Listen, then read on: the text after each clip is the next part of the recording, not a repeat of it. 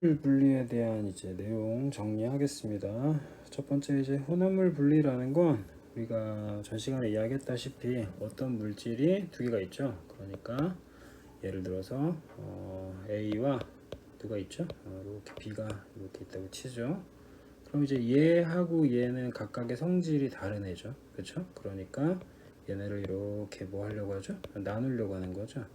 나누려고 할 때 물질에 뭐가 필요하지? 특성이 필요한 거잖아요. 근데 이전에 이야기했다시피 온도라는 건 물질의 특성이 아니다 라고 얘기했고, 이 온도에서 파생되는 애 세 가지가 있죠. 하나가 뭐가 있지? 끓는 점 이런 애가 있고, 또 하나는 어는 점이나 혹은 녹는 점이 이렇게 녹는 점, 어는 점이 이렇게 존재한다. 그래서 이제 내용을 보면 첫 번째 이제 끓는 점에 대해서 나오고요. 그렇죠? 그리고 쭉 이렇게 넘어가면 그 다음에 뭐가 나오죠? 위에 이렇게 밀도라는 애가 나오잖아. 그렇지? 그러니까 돌아와서 요 페이지에서 이제 되게 중요한 건 바로 누구다? 끓는 점을 통해서 물질을 분리하려고 한다. 수업 시간에 되게 많이 이야기했던 예 중에 하나가 물과 에탄올이 있어요. 그렇죠? 에탄올은 끓는 점이 몇 도가 되고 78도가 되는 거고, 물은 끓는 점이 몇 도가 될까? 그렇죠. 100도씨가 되겠죠. 그럼 두 물질은 이제 끓는 점이 다르단 말이지. 다시 정리하면 어떤 물질이 100도씨의 끓는 점을 갖는 거고 어떤 애는 78도의 끓는 점을 가자. 근데 얘네를 이제 이렇게 뭐 한 거야? 이렇게 가열을 했다라고 가정을 하죠. 그럼 가열을 하면 이렇게 끓는 점이 뭐한 애가 낮은 애가 먼저 끓는다라는 게 메인 포인트다 라는 걸 꼭 아셔야겠죠. 즉 첫 번째 상황을 확인하면 그 대표적인 예시로 이제 뭐라는 애가 있죠? 증류라는 애가 있어요. 물과 에탄올이 있고, 그렇죠? 물과 에탄올이 있는데 이제 그래프상에서 우리가 배웠던 건 이렇게 배웠죠. 자, 어떤 친구의 끓는 점이 78도, 어떤 애가 100도라 가정하면 얘는 아마도 에탄올이 될 거고 얘는 물이 되는 거죠. 그쵸? 그런데 얘네 두 개가 섞였단 말이지. 그러면 물질의 상태 변화 구간이 총 몇 개가 이렇게 보일까? 총 두 가지가 보여야겠죠. 해서 이 내용이 이제 추가된 게 이런 거죠. 즉 B 구간에서는 끓는 점이 낮은 애가 먼저 끓어야 되니까 당연히 누가 나갈까? 그쵸? 에탄올이 먼저 끓는다. 이 내용이 가장 중요하다라는 거 꼭 기억하셔야 됩니다. 다시 끓는 점이 뭐 한 애가 낮은 애가 먼저 끓는다라는 거 알고 계셔야 되고, 두 번째 이제 이 친구의 경우에는 뭐가 날아갈까? 그렇죠. 물이 날아가겠죠. 그래서 Y축을 봤더니만 얘는 몇 도가 되고, 그렇죠. 100도가 되는 거고, 얘는 이제 80도에 약간 안 되는 거니까 에탄올 다시 이야기하면 78도가 된다라는 거 아셔야겠죠. 이해되시죠? 자, 그 상태에서 이제 조금 오해의 소지가 있을 수 있는데 이 C 구간의 경우에는 B에서 에탄올이 다 날아갔기 때문에 C에는 에탄올이 없다라고 생각할 수 있는데, C의 경우에는 소량의 뭐가 존재할 수 있다? 에탄올이 존재할 수 있다라는 걸 반드시 기억하셔야 됩니다. 되셨죠? 자, 그리고 나서 물과 에탄올을 이제 분리하는 과정, 즉 끓는 점이 낮은 에탄올이 먼저 날아간다라고 이야기했고, 두 번째 케이스로 이제 증류탑 확인해야죠. 자, 기름이 있어요. 기름이 있는데 이 친구는 당연히 여러 가지 물질이 섞여 있어. 그런데 그 중에 기화와 액화를 반복해. 다시 이야기하면 끓었다가 그 다음에 다시 액체로 만들었다가 이렇게 무한 반복을 하다가 보면은 끓는 점이 뭐 한 애가 낮은 석유가스, 그 다음에 휘발유, 이 순서대로 뭐가 물질이 날아간다는 거죠. 그래서 꼭 기억해야 되는 세 가지 누구라고 얘기했지? 등경중을 기억하세요. 그러니까 천연가스 혹은 석유가스, 그 다음에 휘발유, 등경중 순서로 끌어간다라는 거 기억하셔야겠죠. 해당 내용이 이제 이게 나오죠. 자, 보시면 여기에 이제 하이라이트 쳐져 있죠. 끓는 점이 뭐 한 애가 낮은 물질이 증류탑의 위쪽으로 먼저 분리된다. 다시 끓는 점이 낮은 애가 먼저 분리된다라는 거 반드시 아셔야 되고, 이렇게 위로 올라가는 거지. 그러니까 석유가스, 휘발유, 자, 세 세트가 나오죠. 등경중이라는 거 기억하셔야 되고, 마지막 남는 친구를 뭐라고 얘기한다? 아스팔트라고 얘기하는 거죠. 왼쪽 보시면 마찬가지 이제 바닷물이 있어요. 바닷물은 당연히 이제 물과 뭐가 염류가 포함되어 있는 애인 거잖아요. 그러니까 이 염류라는 건 다시 이야기하면 뭐 소금이나 혹은 그러니까 NaCl 혹은 Mg 뭐 Cl2 염화 마그네슘 같은 거, 얘는 짠맛을 나타내는 거고 얘는 쓴맛을, 그러니까 다시 얘는 짠맛을 나타내고 얘는 쓴맛을 나타낸다라는 거 알고 계셔야겠죠. 이런 염류들이 그치 같이 섞여 있는 거야. 그러면 요 중에서 누가 먼저 끓어버리겠어? 당연히 물이 이렇게 날아가죠. 그럼 누구만 남을까? 염류만 남는 거고, 이렇게 물이 이제 올라가서 윗동네가 이제 뭐가 있어? 이렇게 지붕 같은 게 있잖아요. 요 지붕에 달라붙어서 이제 순수한 물을 뽑게 된다라는 과정 아셔야 되고, 같은 사례인데 곡물을 발효시키는 뭘까요? 막걸리가 되겠죠. 그쵸? 이 막걸리를 마찬가지 가열한단 말이야. 그럼 막걸리에는 당분이나 혹은 효모, 기타 등등의 물질이 섞여 있지만 이 안에는 발효된 애이기 때문에 당연히 누가 있을까? 그치? 에탄올이 포함되어 있겠죠. 그럼 여기가 이렇게 가열을 해서 결국은 기화된 애가 여기 찬물에 응결이 돼서 이렇게 내려간다.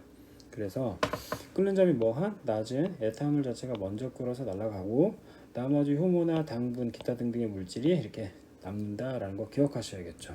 해서 지금 이야기하려고 하는 건 당연히 무엇을 통해서? 증류를 통해서. 다시 갑니다. 끓는 점이 뭐하네? 낮은 물질이 먼저 끓고 끓는 점이 높은 애는 당연히 남는다라는 거 기억하셔야 되는 거고, 이를 통해서 이제 무슨 액체를 얻을 수 있다? 순수한 액체를 얻을 수 있다라는 거 중요합니다. 자, 사례를 다시 이야기합니다. 물과 에탄올의 혼합물. 두 번째는 원유인데 원유에서 기억해야 되는 건 등경중.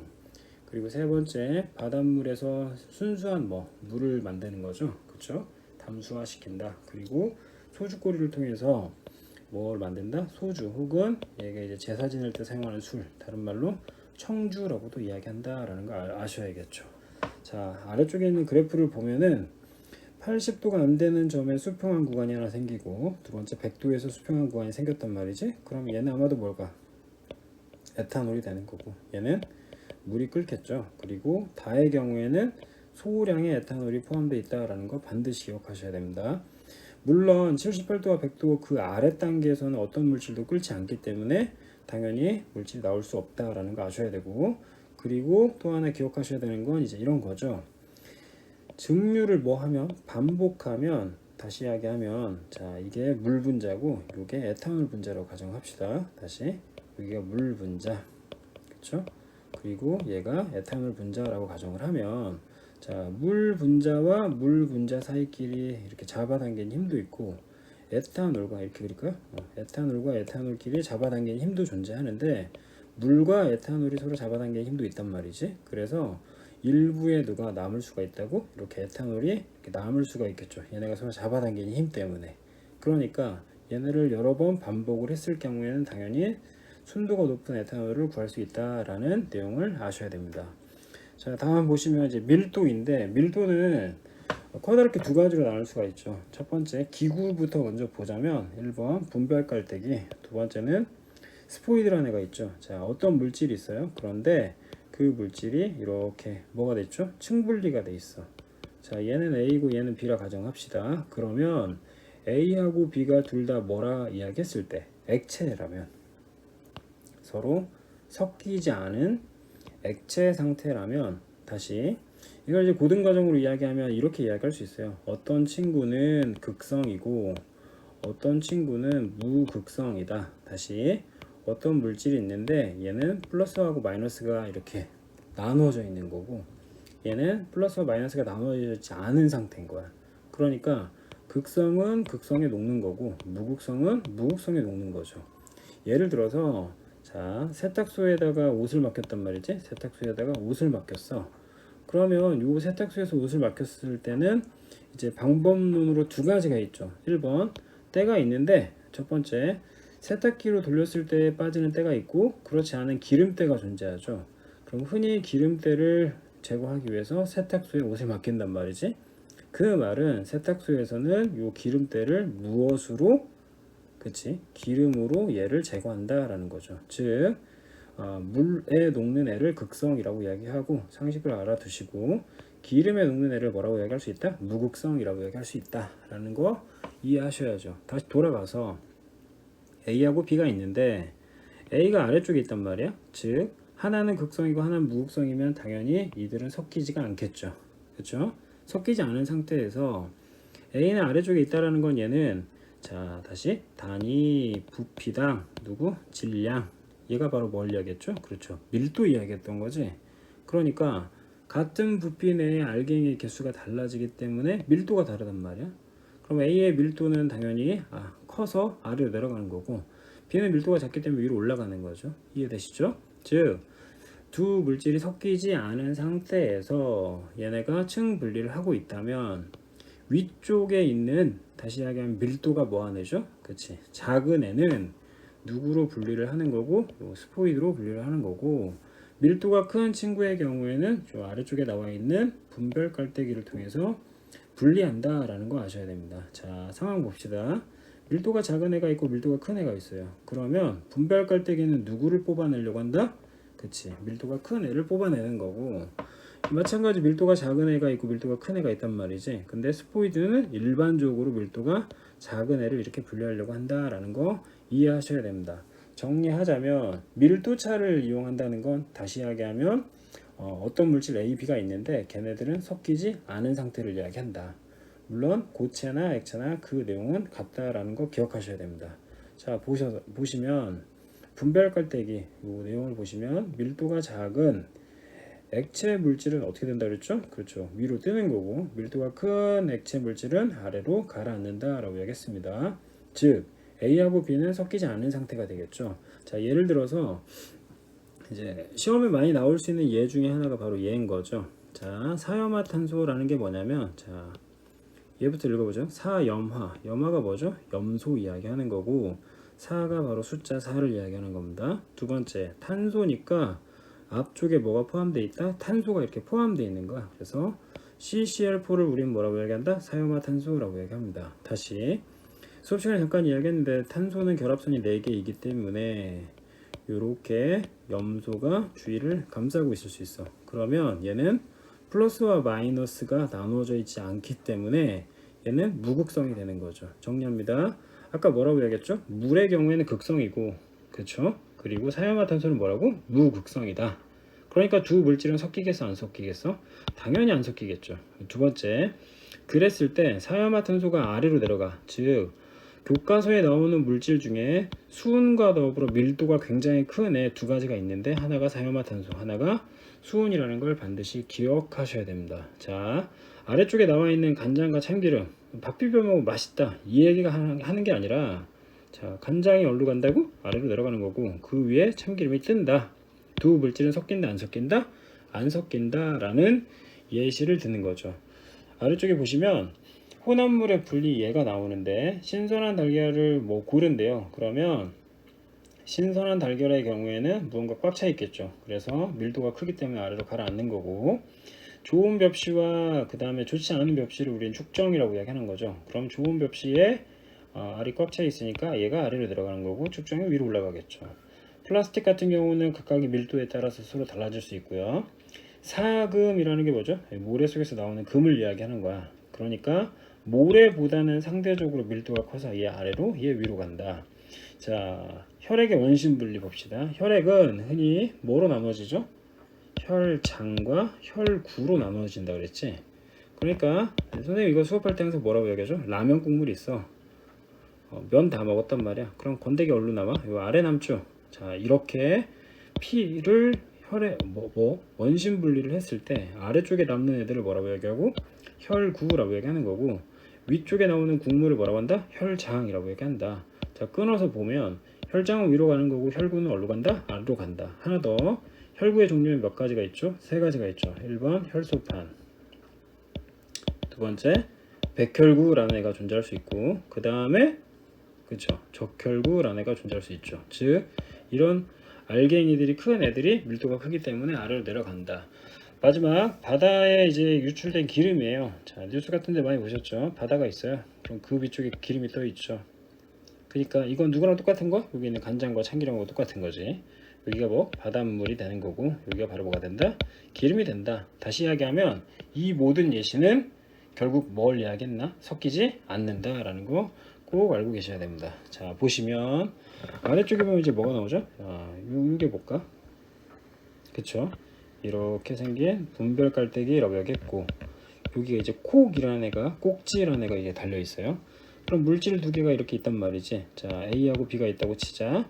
그러면 두 물질 중에 밀도가 큰 건 당연히 누가 된다? B가 되는 거고, 분별 깔때기는 B를 이렇게 뽑아낸다라는 거 이해하셔야겠죠. 정리하자면 밀도가 큰 누구는 B는 아래로 내려가는 거고, 밀도가 작은 A는 위로 뜬다라는 거 기억하셔야 됩니다.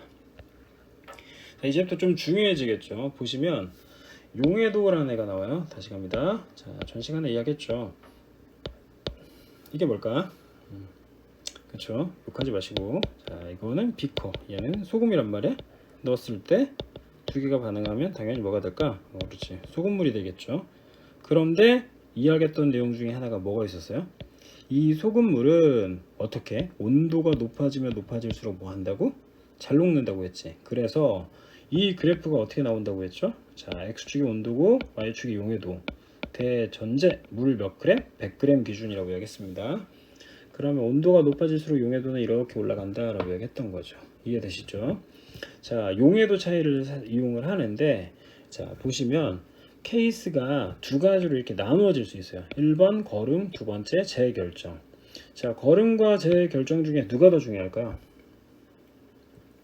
자, 거름과 재결정 중에 누가 더 중요하냐면 둘 다 중요합니다. 또 어이가 없죠. 자, 소금과 나프탈렌이 있어요. 자, 여러분, 자, 소금이라는 애는 이렇게 육각 모양이라는 거 알고 계셔야 되고, 나프탈렌은 이제 남자애들이 많이 알고 있죠. 이렇게 화장실에 가면은 이렇게 남자 화장실이에요. 이게 알갱이들이 막 이렇게 있어요. 그럼 얘네들이 뭐 한다고 여기다 이제 뭐 추추추 이렇게 조준해서 막 쏴. 안 녹아요 절대. 이게 예를 드는 거죠. 쉬를 막 한다고 여기다가 절대 안 녹아.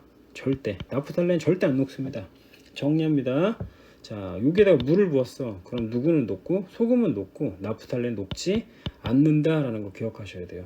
다시 이야기합니다. 소금과 나프탈렌이 각각 녹고 녹지 않는 용액이 용매가 있다라는 걸 이해하셔야겠죠. 이해되시죠? 그래서 자, 거름을 통해서 이제 소금과 나프탈렌을 분리하고 싶어. 여기 보세요. 뭐가 있죠? 물이 있죠. 그치? 물을 집어넣으면 누구는 녹는다고? 소금만 녹는다니까. 그래서 하단은 소금물이 모이는 거고 누가 남는다? 나프탈렌이 남는 거고요. 반면에 이제 다른 물질, 뭐 에탄올 같은 걸 집어넣으면 이번엔 누가 녹아? 나프탈렌이 녹고 뭐가 안 녹는다? 소금이 녹지 않는다라는 거 기억하셔야 됩니다. 해서 얘는 시험에 되게 많이 나오는 사례 중에 하나다. 다시 소금은 물에 녹고 나프탈렌은 에탄올에 녹는다라는 거 알고 계셔야겠죠. 자, 두 번째 케이스입니다. 재결정. 선생님 개인적으로 얘가 이제 되게 중요하다고 생각하는데, 재결정. 온도가 고체 물질인데 높은 온도의 용매에 녹인 후에 냉각시켜서 다시 뭐 한다고? 순수한 고체를 얻는 과정이래. 다시 뭐 한다고 했죠? 용매를 그쵸, 녹인 후에 냉각시켜서 순수한 액체를 얻는다. 자, 보십시오. 자, 첫 번째 케이스 온도에 따른 용해도 차이를 이용하는 거. 두 번째 재결정을 이용하는 이제 혼합물 분리의 예시가 있는데, 그래프가 이렇게 두 가지가 있죠. 근데 어디서 많이 봤던 거죠. 질산칼륨이 기울기가 뭐에? 크죠. 자, 우리는 여기서 이제 이런 걸 기억하셔야 됩니다. 보세요. 두 물질이 있는데 두 물질을 100도씨까지 이렇게 끓여. 그리고 나서 온도를 낮추는 거야. 어중간하게 이렇게 낮춘 거지. 됐죠? 그럼 여기다 이제 X축에 선 긋고, 황산구리는 요만큼 녹일 수 있는데 이만큼 녹았단 말이지. 이해되시나요? 다시 갈게요. 자, 황산구리가 존재하는데, 황산구리가 있고 질산칼륨이 있는데 여기에 불포화 상태란 말이야. 그럼 여기다 띡 선을 그으면 황산구리도 불포하고 질산칼륨도 불포한 거죠. 그런데 온도를 이렇게 낮췄단 말이야. 온도를 이렇게 낮춰서 여기까지 딱 갔대. 그럼 여기다 선을 띡 그어보면 무슨 일이 벌어졌어? 황산구리는 과포화 상태고 질산칼륨은 불포화 상태가 되겠죠. 다시 얘 불포화, 얘는 뭐? 과포화 상태가 된다고. 그럼 이 과포화된 요 양만큼 밖으로 뭐 된대? 석출된다 라고 이야기했다 라는 거 기억하셔야 됩니다. 이해되시죠? 자, 이제 내용으로 보면 소량의 황산구리가 섞여 있는 질산칼륨을 물에 넣고 가열하여 모두 녹인 후에 녹인 다음 용액을 뭐 한다고? 이렇게 냉각시키는 거죠. 그럼 질산칼륨의 흰색 결정이 뭐가 된다고? 석출이 된다라는 걸 이해하셔야겠죠. 다시 갑니다. 소량의 황산구리를 섞여 있는 질산칼륨을 어디에다 집어넣었어? 물에 집어넣었대. 그리고 얘네를 다 가열을 했단 말이지, 그치? 그리고 나서 얘네를 냉각시키면 누구? 기울기가 커다란 질산칼륨이 뽑아나는 거야. 이게 좀 이상하죠, 약간 내용이 조금 이상한데, 자, 얘네들을 재결정할 때는 이제 어떻게 해야 된다고? 방금 이야기했다시피 둘 다 무슨 상태? 불포화 상태에서 포화시키는 케이스가 존재하는 거고, 교과서 내용 그대로 그냥 받아들이면 될 것 같아요. 그래서 일반적으로, 자 여기 보세요, 소량의 황산구리가 섞인 질산칼륨 소용액을 뭐한테? 이렇게 냉각시키는 거지. 다시, 소량의 황산구리가 섞인 질산칼륨 소용액을 냉각시켜서 거름종이에 걸으면 거름종이 위에 남는 친구는 누가 돼? 질산칼륨 결정이 되는 거죠. 이해되시나? 두 개를 더해서, 그쵸? 얘네를 막 녹였다는 거지. 그리고 거름종이로 이렇게 걸러낸대. 왜? 이 친구는 잘 녹아있고, 이 친구는 안 녹아있는 상태고 이 친구는 녹아있는 상태겠지. 그럼 거름종이에 걸러내면 얘는 날아가는 거고 얘만 남는 거잖아, 그쵸? 그래서 질산칼륨 자체가 거름종이 위쪽에 남는다. 이거 반드시 외워야 됩니다. 이해되시죠? 그리고 또 하나, 여기 나와 있는 황산구리라고 되어 있죠. 황산구리. 자, 저 적습니다. 이 황산구리는 고등과정에 되게 많이 나오는데 CuSO4라고 이야기하는 거야. 수업 시간에 많이 배웠어요. Cu는 페밀마트가 아니라, 그쵸? 얘는 금속인데 뭐죠?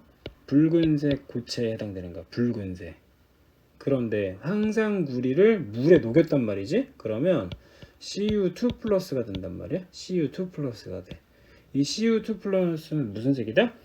푸른색이다라는 걸 제발 기억하세요. 푸른색입니다. 푸른색이라고. 자, 무슨 색이니? 푸른색이잖아.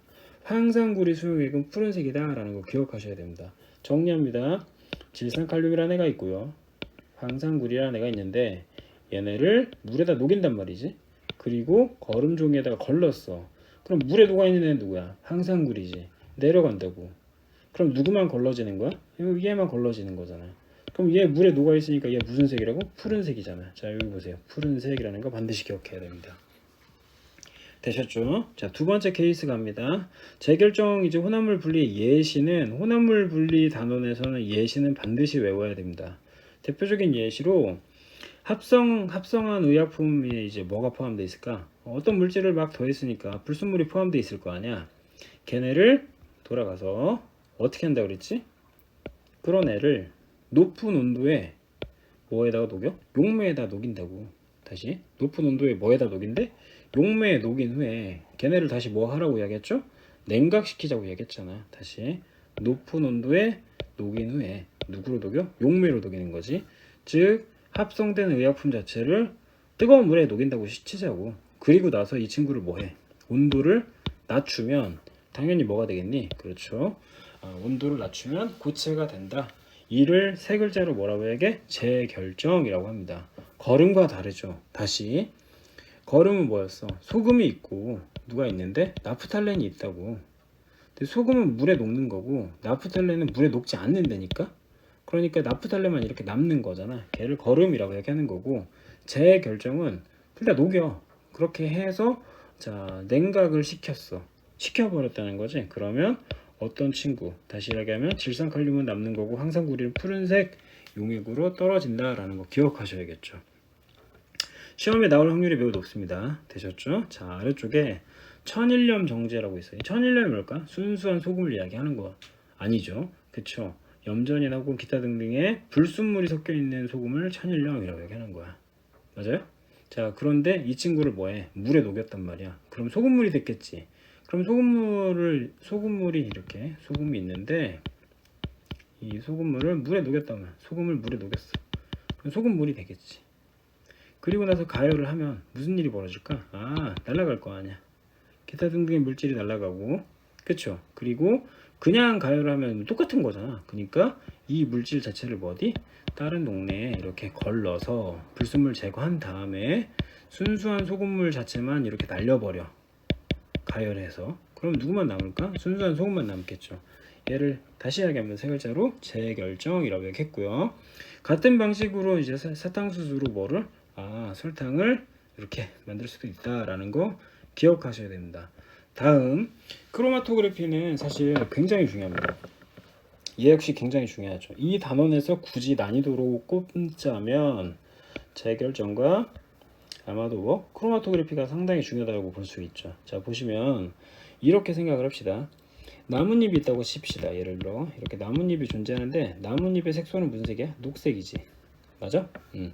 근데 이게 녹색이 그냥 녹색이 아니야. 예를 들어서 얘는 녹색도 포함되어 있고 빨간색도 포함되어 있고 노란색도 포함되어 있단 말이야. 여러 가지 색소가 이렇게 있단 말이지. 그래서 이 색소를 빼다가 이제 어떤 용매에 녹여. 그리고 나서 자, 이런 종이 쪼가리가 있어요. 이런 종이 쪼가리가 있는데 걔에다가 이렇게 적정을 시키면은 적정을 시켜요. 그러면 여기 쭉 선이 올라가다가 점이 띵띵띵띵 이렇게 남는단 말이지. 그러면 이 물질과 이 물질과 이 물질이 달라. 결국 얘는 뭐 녹색, 얘는 빨간색, 얘는 노란색일 수 있다는 거야. 같은 살인 거죠. 어떤 애가 있는데, 그쵸? 그 어떤 애를 여기다가 막 찍었어. 사인펜으로 막 찍어. 그리고 용매를 올려보노. 예를 들어 수성 사인펜 막 찍어놓고 물을, 그쵸? 둘 다 극성이니까 찍는단 말이야. 그럼 물이 이 종이를 타고 쭉 올라간단 말이야. 종이를 타고 쭉 올라가다가 물질별로 분류가 된다고. 그러면 자, 이제 생각을 해봅시다. 이 전체 길이가 예를 들어 몇 cm야? 10cm라고 치자고. 근데 얘는 7cm 올라갔고 얘는 8cm 올라갔고 얘는 9cm 올라갔다고 치자. 그러면 A와 B와 C 중에 A의 경우에 전체 10분의 9가 올라갔죠. A의 경우에 전체 10분의 9가 올라갔고 B의 경우에 어떻게? 10분의 8이 올라간 거죠. 그쵸? 그래서 그 값을 계산하는 걸 이렇게 표현할 수 있지. 0.9, 뭐 0.8, 0.7이라고 이야기하는데 이 값을 RF 값이라고 이야기합니다. 학교에서 배웠는지 모르겠는데 이 RF 값을 우리는 전개율이라고 이야기한단 말이지. 즉 어떤 물질에 따라서 각각 올라가는 높이가 달라 걔네를 전개율이라고 한다. 잘난 척하기 딱 좋죠. 전개율이라고 한다. 그럼 이 전개율에 따라서 결국은 물질이 뭐가 다르다는 걸 확인할 수 있으니 정리 교과서에서 나와 있지 않은 누구는 전개율은 뭐다? 물질의 특성이 될 수 있다라는 걸 기억하셔야 됩니다. 자, 누구에 따라서 용매에 따라. 그러니까 물로 녹일 때 다르고 기름에 녹일 때 또 다르겠지. 그치? 속도 차이를 이용한다라는 거 알고 계셔야 되고. 자, 이제 선생님이 이제 대학원 다닐 때 이거 되게 많이 했던 건데, 자, 1번 실험 방법 매우 간단합니다. 그냥 적정만 하면 되는 거예요. 딱 찍어 바른다고 이야기하는 거. 그걸 적정이라고 이야기하는 거고. 그러면 짧은 시간 뭐 한 10분에서 20분 걸립니다.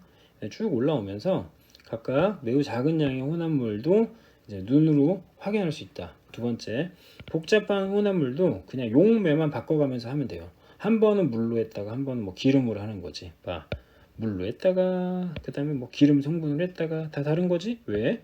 물은 수성 사인펜 극성이다라고 얘기했잖아. 계속 극성.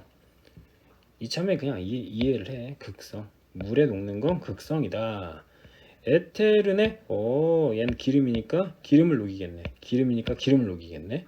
얘는 뭐? 무극성이다 라는 걸 설명하려고 하는 예시입니다. 이해되시죠? 그래서 정리하자면 수성 사인펜은 물에 녹는 거고, 그치? 유성 사인펜, 기름이야. 기름 유자 쓰는 거잖아. 설마 이게 유재석 유겠니? 그치? 유성 사인펜은 에테르에 녹는다 라는 거 기억하셔야 되고요. 이에 따라서 각각 무슨 일이 벌어졌을까? 같은 사인펜이라도 누구에 따라서 용매에 따라서 다른 결과가 나오지. 그치? 다시 갑니다. 지금의 상황을 잠깐 정리하자면 이런 거죠. 보세요. 둘 다 점을 딱딱 찍었단 말이야. 딱딱 찍었단 말이야. 하나는 수성 사인펜, 하나는 유성 사인펜, 하나는 수성 사인펜, 하나는 유성 사인펜 이렇게 찍었어. 그런데 용매가 달라졌더니 수성 사인펜은 물에 녹는 거고, 유성 사인펜은 에테르에 녹는다는 걸 확인할 수 있겠죠. 이해되십니까? 그걸 우리는 뭐라고 한다? 크로마토그래피라고 얘기합니다. TLC라고도 하죠. Thin Layer Chromatography. 됐죠?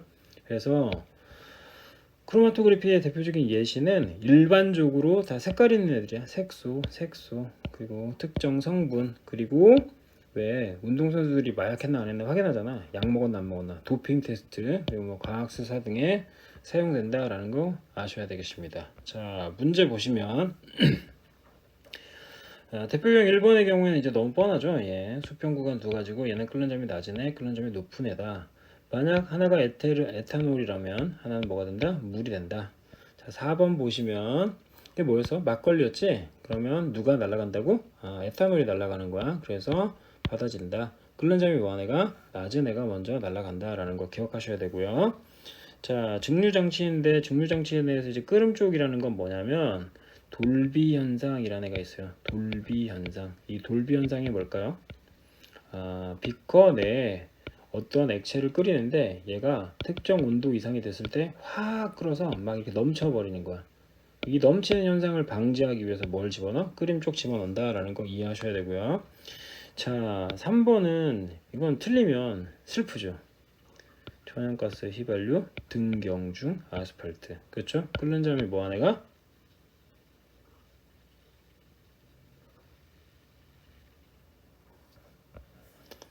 다시 끓는 점이 뭐한 애가? 낮은 애가 먼저 끓는다 라는 거 반드시 알고 계셔야 됩니다. 끓는 점이 낮은 애가 먼저 끓는다 라는 거 기억하셔야 되겠죠. 다시 3번의 경우에는 뭐? 천연가스, 휘발유, 등경중 끓는 점이 뭐한 애가? 낮은 애가 먼저 끓는다 라는 거 꼭 기억하셔야 되고요. 자, 그리고 자, 혹시 본인이 과학에 정말 관심이 있다면 마이너스 183도 마이너스 196도 정도는 외우고 계셔야 됩니다. 산소, 질소. 그런데 우리 이거 이야기했죠. 자, 수직선 긋고 마이너스 180이 위니? 아래니? 얘가 원점이란 말이야. 0이야. 그럼 얘가 1, 2, 3, 4라고 치자. 그럼 얘가 몇이 돼? 마이너스 183. 얘는 마이너스 196이 되겠지. 끓는 점이 낮은 애가 누가? 얘지? 얘가 먼저 끓는다라는 거 기억하셔야죠. 되셨죠? 이 부호 마이너스라고 뭐 숫자 크다고 얘가 뭐 커요 뭐 이러면 안 되죠. 되셨죠? 밀도차를 이용하는 혼합물 분리 예시도 뭐 별건 다를 게 없죠. 그쵸? 밀도차라는 건 두 물질이 섞이지 않아야 된다라고 이야기했던 거고요. 나머지는 문제 풀어보시고. 그렇죠. 이게 중요한 거죠. 이게 분별 깔때기라고 이야기했는데 액체 B하고 A가 있단 말이지. 그럼 얘 밀도가 뭐? 큰 거 아래로 내려가고 밀도가 작은 거 위로 올라가니까 아마도 B를 추출하겠다. 딱 봤더니 얘 무슨 색이야? 푸른색이지. 아마도 누굴까? CuSO4 황산구리. 여러분 고등학교 때 맨날 나옵니다. 반드시 알고 있어야 돼요. 그럼 황산구리에서 포인트는 뭐라고 했어? Cu2 플러스 구리 이온이 무슨 색이라고? 구리 이온이 무슨 색이다? 푸른색이다 라고 기억을 하라 그랬고, 질산칼륨과 황산구리가 있으면 자 이렇게 얼음종이 있다고 가정합시다. 여기에 누가 남을까? 질산칼륨. 그치? 황산구리는 이렇게 푸른색이 남는다라는 거 이해하시면 되겠죠.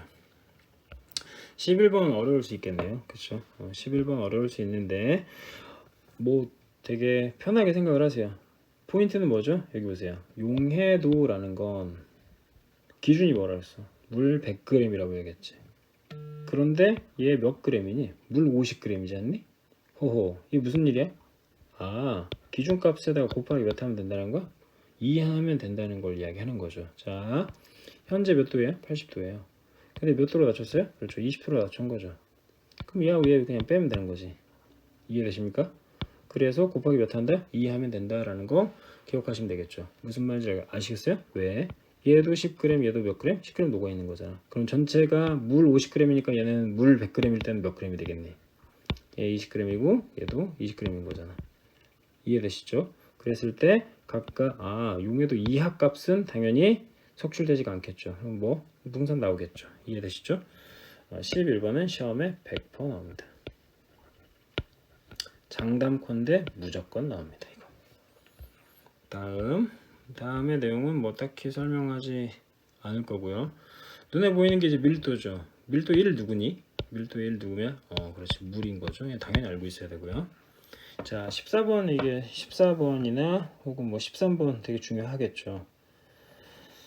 자, 14번의 경우에는 A의 경우에는 물질 몇 개? 3개 섞여 있는 거고, B는 순물질이라는 거 확인할 수 있겠죠. 왜? 하나만 올라왔잖아. 그럼 C도 하나만 올라왔네. 오케이. E도 하나만 올라왔네. 정리. B하고 C하고 E는 하나만 있네. 그럼 이 순물질들이 더해져서 결국 누가 됐을까? 혼합물이 된 거네. 문제의 포인트가 되겠습니다. 18번 정말 중요합니다. 18번 정말 중요합니다. 이게 왜 중요할까요? 각각의 예시를 알아야 되죠. 걸음을 했고 얘는 증류한다는 거잖아. 그치? 그래서 각각의 예시를 통해서 이들의 특징을 이해해야지 문제 풀 수 있죠. 걸음 중에 위에 나무? 당연히 모래가 남겠지 뭐. 그치? 그럼 이제 나머지 세 개는 이제 아래로 내려가는 거잖아. 맞아요? 다시 걸음 중에 위에 남는다고. 자, 정리해볼까요? 에탄올, 소금, 물이 존재한단 말이지. 그런데 걸음 종이 위에 남아. 누가 남겠니? 물이 섞였잖아. 그럼 얘네 뭐 녹았을 거 아니야. 그치? 그 상태에서 누가 남을까? 모래가 남겠지. 걸음 종이 잘 통과해. 그래서 먼저 끓어. 누가 에탄올이 먼저 끓겠지 뭐. 그러면 아유 문제 웃기다 야 여기. 이미 나와 있네 여기서. 소금물이라고. 그치? 무슨 말 하는 거야? 소금과 물이 섞여야 소금물일 거 아니야. 그럼 에탄올과 모래만 있는 거니까 얘네 분리하면 되는 거고. 증발을 했어? 그럼 물 날라간 거잖아. 물 날라갔어요? 소금 남는 거네. 되셨죠? 해당 문제 이렇게 풀 수 있다라는 거. 15번도 기억하셔야 됩니다. 예시는 꼭 외워야 된다라는 거 아셔야 됩니다. 이로써 이제 혼합물 분리 마무리하고 해당 문제 나머지 내용은 꼭 풀어보시길 바랍니다. 밀도가 그쵸? 1이야. 어이구 물이네. 얘는 물보다 작은 인 거네. 쭉 한번 볼까요? 그쵸? 층 분리가 된 거죠. 밀도 낮으네, 밀도 높으네. 자, 마찬가지죠. 밀도 낮으네, 밀도 높으네. 야, 12번 이거 되게 중요하겠네요. 그런데 물 100g이라는 거 반드시 기억해야 돼요. 이건 뭐 수치 변화하는 건 아니니까 온도만 낮추면 될 것 같고요. 딱 봤을 때 점 하나 있는 건 무조건 옆으로 보내는 겁니다. 점 하나 있는 거 이렇게 옆으로 보내는 거죠. 되셨죠? 점 하나 있는 거 옆으로 보내라고. 됐니? 순물질, 순물질. 이해되시죠? 그럼 얘도 이렇게 섞여 있겠네. 오모. 그쵸? 얘. 별표 칠까? 얘. 뭐 얘가 섞여 있겠네. 띵띵띵. 얘네가 얘다. 확인할 수 있고요. 자, 드라이 클리닝 이야기했죠? 기름때 제거한다고 이야기했고, 극성이야 무극성이야? 무극성이라는 거 반드시 기억해야 돼요. 무극성이 뭐다? 기름 성분이다 라는 건 그냥 아시는 게 편합니다. 자, 여기까지 마무리하겠습니다.